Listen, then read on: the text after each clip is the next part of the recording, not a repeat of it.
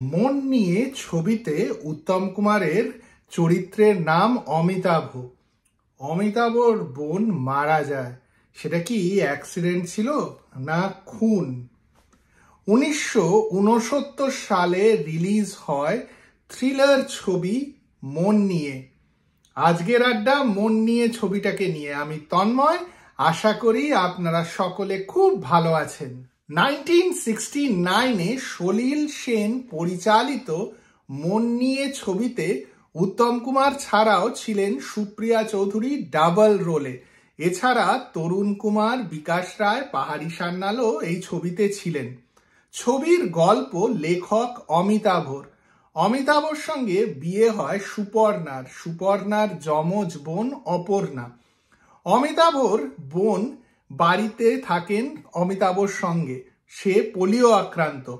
সুপর্ণাকে সে একেবারেই মেনে নিতে পারেন না, আর সেই কারণে সুপর্ণা আর অমিতাভর বৈবাহিক জীবনের মধ্যে অনেক অশান্তি শুরু হয়। এই সময় হঠাৎ করে অমিতাভর বোন মারা যান। সেই মৃত্যু কি অ্যাক্সিডেন্ট না খুন, এই নিয়েই মন নিয়ের প্লট। উত্তম কুমারের অনেক ছবির মতো মন নিয়েও কিন্তু নায়িকা প্রধান ছবি। ডাবল রোলে সুপ্রিয়া চৌধুরী খুব ভালো কাজ করেছিলেন। ছবির প্লটের মধ্যেও কিন্তু অনেক রকম টানাপোড়েন রয়েছে। উত্তম কুমারের বোনের চরিত্রের মারা যাওয়া তা খুন নাকি অ্যাক্সিডেন্ট, এই নিয়ে রহস্য যেরকম রয়েছে, সুপর্ণার অসুস্থতা, সুপর্ণার যমজ বোন অপর্ণার সঙ্গে অমিতাভর সম্পর্ক, নানা ধরনের জটিলতা নিয়েই মন নিয়ের গল্প। আর এই ইন্টারেস্টিং প্লটের মধ্যে কোর্টরুম ড্রামাও রয়েছে। প্লটটা ভালো, অভিনয় খুব ভালো, সব মিলিয়ে মন নিয়ে এমনই একটা ছবি যে সেই ছবিকে খুব ভালো থ্রিলার বললে ভুল হবে না।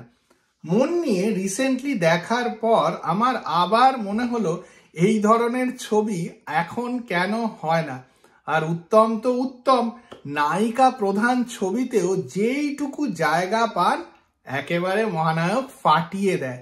শেষ সিনগুলোতে যেখানে কোর্টের মধ্যে উত্তম কুমারের চরিত্রটা কথা বলছেন, তার মুখের এক্সপ্রেশন দেখার মতো। আমি অন্ধভক্ত, আমার তো ভালো লাগেই, তবে আপনি যদি অন্ধভক্ত নাও হন আপনাদের ঠিক ভালো লাগবে। মন নিয়ে ছবিতে মিউজিক করেছিলেন হেমন্ত মুখোপাধ্যায়। হেমন্ত মুখোপাধ্যায়ের নিজের গাওয়া গান ছাড়াও লতা মঙ্গেশকর আর আশা ভোসলের কণ্ঠে সুন্দর সুন্দর গান আছে। তবে মন নিয়ে বেস্ট গান ওগো কাজল নয়না হরিণী। হেমন্তর গলায়, উত্তম কুমারের লিপে এই গানটা এত সুন্দর যে বারবার শুনলেও এই গানটা পুরনো হয় না। যাকে বলে কালজয়ী একটা গান। আপনারা যদি গানটা শুনে না থাকেন বা ভুলে গিয়ে থাকেন, তাহলে কাজল নয়না হরিণী গানটা শুনে ফেলুন, দারুণ একটা গান। তরুণ কুমারের লেখা বইতে মন নিয়ে ছবির শুটিং নিয়ে দুটো খুব মজাদার গল্প বলা আছে। মন নিয়ের শুটিং নাকি হয়েছিল মুঙ্গেরে। তখনকার দিনের মুঙ্গের ফাঁকা ফাঁকা জায়গা হলেও মহানায়ক ওখানে পৌঁছে গেছেন সেই খবর রটে গেছিল। গুরুকে দেখার জন্য তার ভক্তরা সব জায়গা থেকে ভিড় করে আসেন শুটিং দেখতে।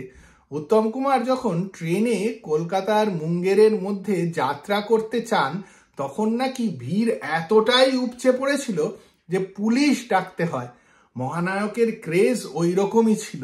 কোনো জায়গা ছিল না যেখানে মহানায়ক লুকিয়ে থাকতে পারতেন। ভক্তরা সব দিক থেকে আসতেন মহানায়ককে দেখতে। পুলিশ আসার পরেই নাকি ক্রাউড কন্ট্রোল করা যায়। এছাড়াও তরুণ কুমার লিখছেন যে মুঙ্গেরের ওই অঞ্চলটাতে নাকি অনেক জঙ্গল ছিল, আর ছিল বুনো শুয়োরদের উপদ্রব। একবার নাকি ওনারা যখন গাড়ি করে শুটিং এর জায়গায় যাচ্ছিলেন বা সেখান থেকে ফিরছিলেন, বুনো শুয়োরেরা গাড়িটিকে অ্যাটাক করে। তাও ছিল এক অদ্ভুত শুটিং এর অভিজ্ঞতা। আজকাল কি এই ধরনের অভিজ্ঞতা আমাদের চিত্র তারকাদের হয়ে থাকে? আমার জানা নেই। মন নিয়ে ছবিটা যদি দেখে না থাকেন তাহলে দেখে ফেলুন। কাজল নয়না হরিণী গানটা যদি না শুনে থাকেন এক্ষুনি শুনে ফেলুন, আর কমেন্ট বক্সে জানান আপনাদের এই ছবিটা কিরকম লাগে। আমার তো দারুণ লাগে এই থ্রিলার ছবিটি। আর যদি এই ভিডিও ভালো লাগে তাহলে লাইক আর শেয়ার করতে একদম ভুলবেন না, আর চ্যানেলটিকেও সাবস্ক্রাইব করুন।